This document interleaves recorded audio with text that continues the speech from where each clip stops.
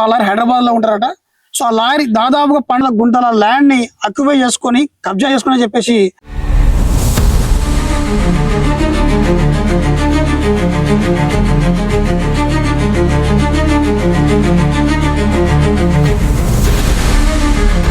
పటేళ్ల రాజ్యం నడిచింది.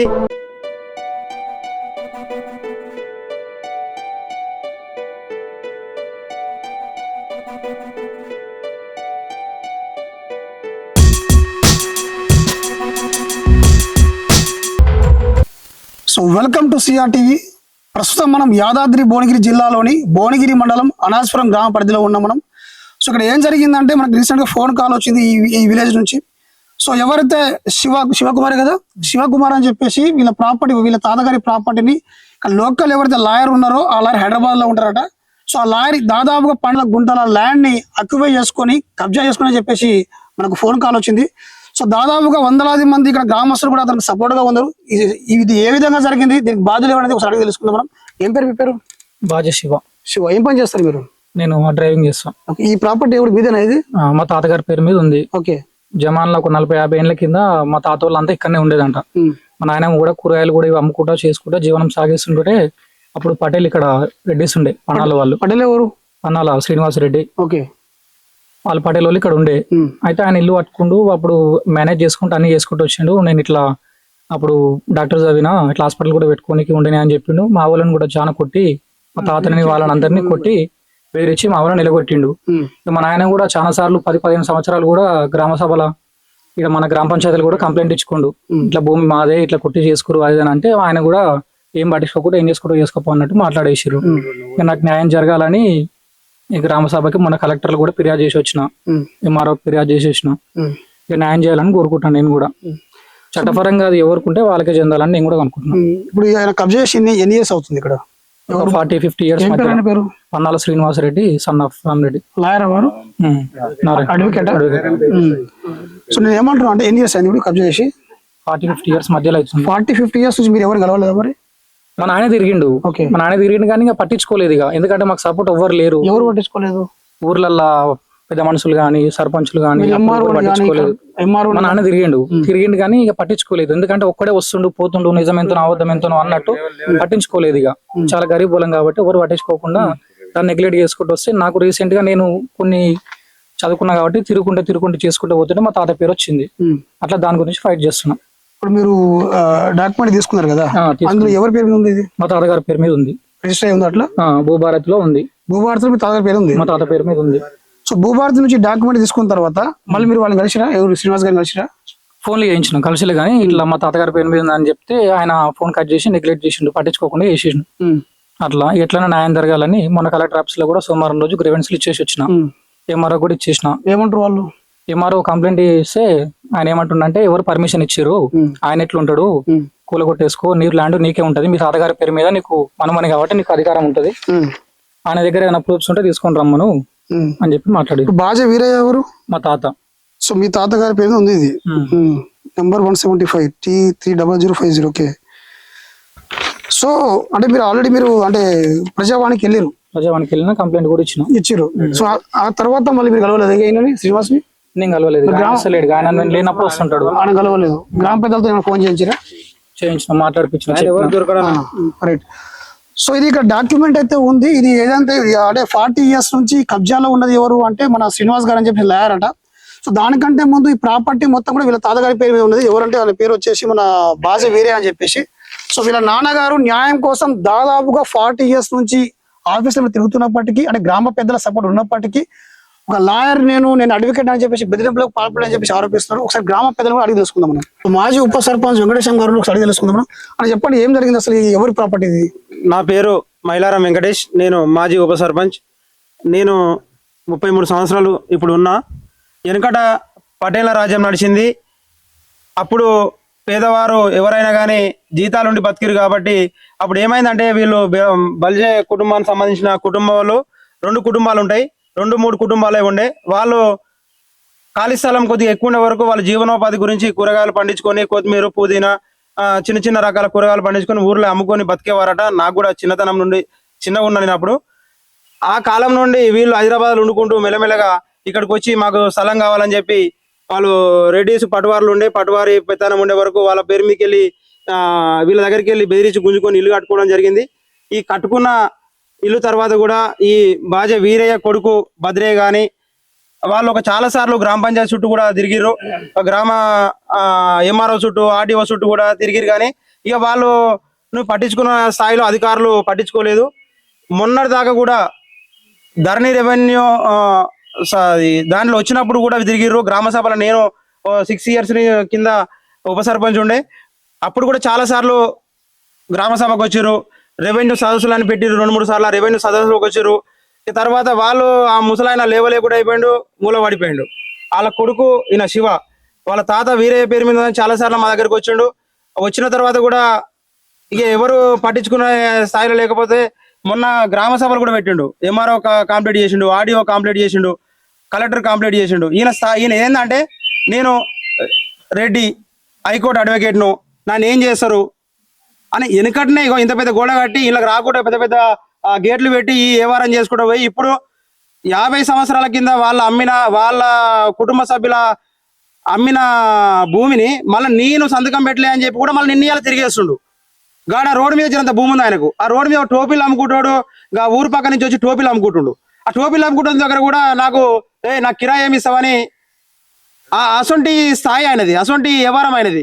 ఈ ఊర్లోకి వచ్చి ఎవరికి బిషమైనోడు ఈడికి వచ్చి పెద్ద పెత్తనం చేసి గమ చేసి ఉన్న భూములను గుంజుకుంటే కరెక్ట్ కాదు. ఏదేమైనా పేదవారు వాళ్ళకి ఇల్లు లేకపోతే మొన్న ఇందిరమ్మ రేవంత్ రెడ్డి గారి అనిల్ కుమార్ రెడ్డి సహకారంతో వాళ్ళకు ఇల్లు పెట్టించినాం. ఆ ఇల్లు కూడా కట్టుకోలేని పరిస్థితి ఉంది. వాళ్ళు నిరుపేద కుటుంబానికి చెందిన వారు కాబట్టి ఇప్పుడు పటవాటిలు కూడా వస్తాడు, ఇల్లు ఎక్కుతాడు, ఇల్లు ఎక్కి ఏం చేస్తాడు, అక్కడ నాది ఇక్కడ నాది సర్వేర్లో పట్టుకొస్తాడు, వాళ్ళని ఇల్లు బెదిరిస్తాడు. ఏమున్నా ఆయన ఒకరిద్దరిని ఎవరో కావాలని సపోర్ట్ తీసుకొని ఓవర్ చేస్తుండు. అదంతా కాదు. ఏదేమో నిరుపేద కుటుంబాన్ని చెందిన వారు కాబట్టి వాళ్ళకు ఆ 12 గుంటల భూమి భూభారతిలో వస్తుంది. దాన్ని తక్షణమే అధికారులు ఆర్డీఓ కానీ ఎంఆర్ఓ కానీ ఎవరైనా రెవెన్యూ సంబంధించిన అధికారులు వాళ్ళ పేరు మీద చేయాల్సిందే. మీ ఊరు అందరం ఉన్నాం. గ్రామ సభ కానీ గ్రామ పంచాయతీ పాలకవర్గం కానీ మా సర్పంచ్ ఉప సర్పంచ్ మా వాళ్ళు అందరం కలిసి ఇప్పుడు వాళ్లకు ఏకగ్రీవ తీర్మానం ఇస్తాం. ఏదేమైనా 12 గుంటల భూమి ఈ బల్జ శివ గారికి చెందాల్సిందే. ఇంటి పక్క పొంటి వాళ్ళని కూడా వేధిస్తుండు, ఆయన మీద చట్టపరమైన చర్యలు తీసుకోవాల్సిందే. సో ఇది పరిస్థితి. అంటే నిజంగా 12 గుంటల భూమిని ఒక న్యాయవాది నేను హైకోర్టు జడ్జి అని చెప్పేసి బెదిరించుకుంటూ ఆక్యుపై చేసుకుంటే యంత్రాంగం అంటే అధికార యంత్రాంగం ఏం చేస్తున్నట్టు? సో ఎంఆర్ఓ కావచ్చు, స్థానిక కలెక్టర్ దీనికి రెస్పాండ్ కావాల్సిందే, ఆ బాధితులు ఖచ్చితంగా న్యాయం చేయాల్సిందే. సో వాళ్ళతో పాటు ఇంకొంతమంది పెద్ద మనుషులు ఉన్నారు ఇక్కడ. సో సర్పంచ్ గారిని అడిగి తెలుసుకుందాం మనం. చెప్పండి సార్, అసలు ఏం జరిగింది ఇక్కడ? ప్రాపర్టీ ఎవరిది, ఎందుకంటే జరుగుతుంది? నా పేరు రాయపురం సురేష్, ఇక్కడ నేను గ్రామ సర్పంచ్. అయితే గతంలో వాళ్ళ తాతగారు రాజయ్య గారి పేరు మీద ఉన్నమాట వాస్తవం. అంటే గ్రామ ప్రజలు అనుకుంటారు కదా, మాకంటే పెద్దవాళ్ళు ఇప్పుడు ఇక్కడ ఇంద్రసేన గారు ఉన్నారు. ఆ గతంలో ఆయన అక్కడ గ్రామ సెక్రటరీగా పనిచేశారు, వాళ్ళకి అనుభవం ఉంది. వాళ్ళు చెప్పినట్టుగా వాస్తవానికైతే నిజానికి ల్యాండ్ వాళ్ళ తాత వారి పేరు మీద వాస్తవమే. ఆయన బెదిరించి అప్పట్లో వాళ్ళ తాతగారిని వాళ్ళ తండ్రి గారిని ఇబ్బందులకు గురి చేసి తీసుకున్నమాట వాస్తవమే. వారి సర్వే చేపించి ఈ యొక్క 12 గుంటల భూమిని శివగారికి అప్పచెప్పాలని అధికారులను కోరుతున్నాం. Okay, right. సో ఒకసారి శ్రీనివాస్ గారిని ఫోన్ చేసి మాట్లాడే ప్రయత్నం చేద్దాం.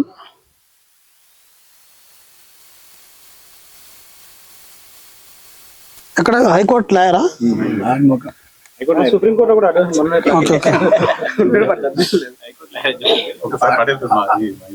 తీసుకుందాం, అక్కడ శ్మశాన వాడు అసలు వాస్తవానికి నేను ఈ ఊరికి 6 సంవత్సరాలు 10 సంవత్సరాలు పటవారు చేసిన. ఈ చరిత్ర మొత్తం నాకు తెలుసు. ఇక్కడ ఖాళీ స్థలం ఉన్నప్పుడు వీళ్ళు పాలకూర ఇవన్నీ పండించేది బల్జోళ్ళు, ఊర్లో కూరగాయలు అమ్మేదాళ్ళు. పార్వతమ్మ అని. సార్ నమస్తే అండి. సార్ నా పేరు చిరంజీవి అండి, నేను సిఆర్టీవీ జర్నలిస్ట్ని. సార్ ప్రస్తుతం నేను అనాస్పురం గ్రామంలో ఉన్నా, అంటే లైవ్ లో మాట్లాడుతున్నా. సార్ ఏం లేదు, ఇక్కడ మన అనాజ్పురంలో 12 గుంటల ప్లాట్ ఉంది కదా. సో ఈ ప్లాట్ బాధితులు ఎవరైతే ఉన్నారో శివకుమార్ అని చెప్పేసి కన్సల్ట్ అయ్యారు. సో గతంలో 40 years బ్యాక్ ఈ ప్రాపర్టీ మా తాత గారిది, కానీ ఈ ప్రాపర్టీని ఒక లాయర్ ఇట్లా కబ్జా చేసుకోవడం జరిగింది చెప్పేసి మమ్మల్ని కన్సల్ట్ అయ్యారు. అప్పుడు ఊరోళ్ళు వినండి, ఊరోళ్ళు గ్రామ పంచాయతీ రెజల్యూషన్ పాస్ చేసి మా ఫాదర్ 1956 లో లండన్ నుంచి ఎఫ్ఆర్సీఎస్ చేసి వచ్చినందుకు అలాట్ అయింది. తర్వాత ఎవరైతే కబ్జాదారు ఉన్నాడో అప్పుడు రిజిస్టర్ సేల్స్ ఉండకపోతుండే కదా, కబ్జాదారు ఎవరు ఉన్నారో వాళ్ళు పెద్ద లొల్లి చేసి నెత్తులు వల్ల కొడుకునే కాడికి వచ్చింది మా పన్నాళ్ళకి వాళ్ళకి. అల్టిమేట్లీ మా ఫాదర్ ఏం చేశాడు, సరే కబ్జాలు ఉన్నావు కదా భూమి వాల్యూ కట్టి పైసలు ఇచ్చి రిజిస్ట్రేషన్ చేసుకుండు మా ఫాదర్ వాళ్ళ దగ్గర, తాత దగ్గర. అదర సేల్ డీడ్ ఉంది, ఆ సేల్ డీడ్ కాపీ సర్పంచ్ అది గ్రామ పంచాయతీలు ఉంది, సెక్రటరీ నడిపిస్తారు. రీసెంట్ వరకు కూడా మా ఫాదర్ పేరు డాక్టర్ పేరు రామరెడ్డి పేరు మీద ఉంటే, తర్వాత మా ముగ్గురు ఆడదాంలో మేము 3 ఏళ్ల కింద సెటిల్మెంట్ అయితే ఆ ప్రాపర్టీస్ లో ఆ ఇల్లు నాకు వచ్చింది. మీ 12 గుంటల ప్రాపర్టీ మీ పేరు రిజిస్టర్ అయిందా అండి? రిజిస్టర్ అయింది, ఉంది, సేల్ డీడ్ ఉంది, 1962 సేల్ డీడ్ ఉంది. తర్వాత నా పేరు మరి కొటేషన్ ఉంది, అన్ని ప్రొసీడింగ్స్ ఉన్నాయి సార్. మరి భూభారతి సార్ ఒక్క నిమిషం వినండి, భూభారతిలో ఈ ప్రాపర్టీ వాళ్ళ తాతగారి పేరు కనిపిస్తుందా మరి? అది నాకు తెలియదు. అంటే డాక్యుమెంట్ ఇప్పుడు సబ్మిట్ చేసి తహసీల్దార్ అడిగేది వాళ్ళు ఎంక్వైరీ చేస్తారు, మంచి చెడు డిసైడ్ చేస్తారు. తహసీల్దార్ గారిని కలిస్తే కూడా ఏమంటారంటే ఇప్పుడు ఆ ప్రాపర్టీ మాత్రం వీళ్ళ పేరు మీద ఉన్నది. ఎవరు అంటే మన బాజే వీరయ్య గారి పేరు మీద ఉంది. వాళ్ళు కరెక్షన్ చేసుకోవాలి, వాళ్ళు ఎంట్రీ కరెక్షన్ చేసుకోవాలి. అది విలేజ్ ల్యాండ్, అది విలేజ్ లో ఉన్న ల్యాండ్. నేను కోర్టులో ఉన్నానంటే దయచేసి మళ్ళీ నా పేరు పనాల ఇంద్రసేనారెడ్డి. నేను ఎక్స్ సింగిల్ విండో చైర్మన్. నేను ఇదివరకు కూడా 10 సంవత్సరాలు పట్వారు చేసిన ఇక్కడ. నేను పట్వారు చేసినప్పుడు ఏమైందంటే ఇది ఖాళీగా ఉండే, ఖాళీగా ఉన్నప్పుడు ఈ బల్జ పార్వతమ్మ వీరయ్య భార్య పాలకూర కూరగారు ఊర్లో మా కూరగాయలు అమ్ముతారు, ఎవరు లేరు. ఈమెనే ఎత్తుకొచ్చి తట మీద గంపలు ఎత్తుకొని అమ్ముకున్నది ఈడ వేసుకొని. ఈ నారాయణ రెడ్డి అని ఎక్స్ సర్పంచ్ పెద్ద మనిషి. ఇక అప్పుడు రెడ్లది నడుస్తుంది కదా, ఇక ఈ బజాని ఎట్లా లేపాలని చెప్పి డాక్టర్ వచ్చిండు, మనకు పెద్ద ఎఫ్ఆర్సీఎస్ ఫారెన్ నుంచి వచ్చిండు డాక్టర్ రామరెడ్డి. మనకు అందరికి ఎక్కడ వస్తాడు, ఈ భూమి రాని అడిగిరాన్ని అడిగితే ఇయ్యని అన్నాడు. బలవంతంగా లాక్కున్నారు. లాక్కొని అని చేసినాక వీళ్ళు అప్పుడు నేను కొద్దిగా సోషల్ గా హెల్ప్ చేస్తుండేది. ఈ ముసలోళ్ళని తీసుకుపోయి ఈరయ్య భార్య అని ఆడు వీళ్ళ పెద్ద కొడుకు నాగేందర్ ఉండే, వీళ్ళని తీసుకుపోయి ఫోర్ట్ గోల్కొండ కోట ఉంది కదా హైదరాబాద్ లో, గోల్కొండ కోట దగ్గర తోటలో పెట్టించినండి. ఆడ బతుకురని ఆడ 2-3 సంవత్సరాలు బతికి వచ్చారు. వచ్చి మా బాయి కూడా చేశారు. ఈ భూమి ఎన్నడున్నా మీకు అవుతుందామని కూడా చెప్పిన నేను. అయితే ఏమైందంటే ఇల్లు కట్టుకున్నాక అన్నదమ్ముల పంచాయతీ అయింది. బల్జోళ్ళది నువ్వు తీసుకుంటే మాకు కూడా తగవేయాలని తమ్ముడు కొట్లాడినప్పుడు నేనేం చేసిన అంటే ఈ శ్రీనివాస్ రెడ్డికి సపోర్ట్ చేసిన. నాకు తెలియదు అంటే మంచిగా మాట్లాడేది ఊర్లో సోపది. అయితే ఆ సోపతితో ఆయనకి సపోర్ట్ చేస్తే ఊరంతా ఒకటి నేను వీళ్ళు సపోర్ట్ చేసి ఈ ఎంఆర్ఓ దగ్గర స్టేట్మెంట్ ఇచ్చాను నేను. వీళ్ళదాన్ని నాకు తెలియదు కదా. తర్వాత ఏమైందంటే ఇది నీకు ఈ ఇల్లు జాగా నీది కాదు, రికార్డులో వస్తలేదు, నువ్వు మార్చుకోవాలన్నా. ఏమైతే లేనా తర్వాత ధరణి వచ్చినప్పుడు కూడా చెప్పిన ఏమైతే లేనా. భూభారతిలో కూడా వచ్చింది. అయితే అన్నదమ్ములను మోసం చేసి ఇక ఎక్స్ట్రా తెంగిండు. అన్నదమ్ములను మోసం చేసి తీసుకొని గ్రామ పంచాయతీ ఏదో పేరు మీద చేసుకున్నారు, చెల్లదు అది. సో ఇది పరిస్థితి. ఇక్కడ పబ్లిక్ అయితే స్పష్టంగా చెప్పడం జరుగుతుంది. అక్కడ శివ అనే వ్యక్తి యొక్క వాళ్ళ తాతగారి ప్రాపర్టీని కూడా అడ్వకేట్ ఎవరైతే ఉన్నారో శ్రీనివాస్ గారు వాళ్ళే కబ్జా చేసుకుని చెప్పేసి ఖచ్చితంగా ఆధారాలు ఉన్నాయి.